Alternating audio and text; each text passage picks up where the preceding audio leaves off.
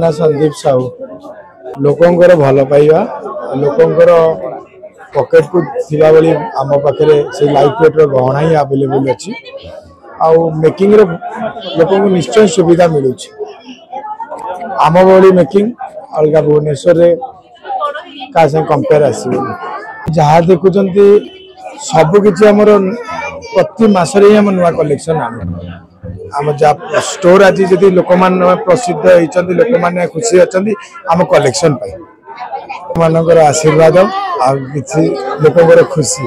नहीं कि खुशी जातु। नमस्कार मु Sanjeev Kumar Sahu Javeri gold and diamond रो पार्टनर रही द्वितीय स्टोर भुवनेश्वर बेसिकली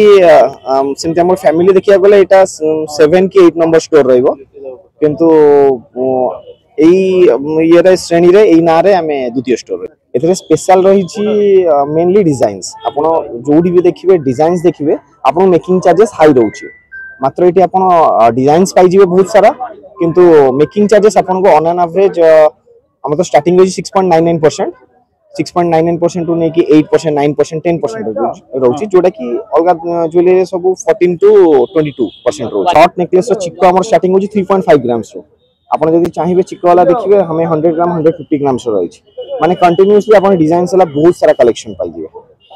एवं एथिरे आपण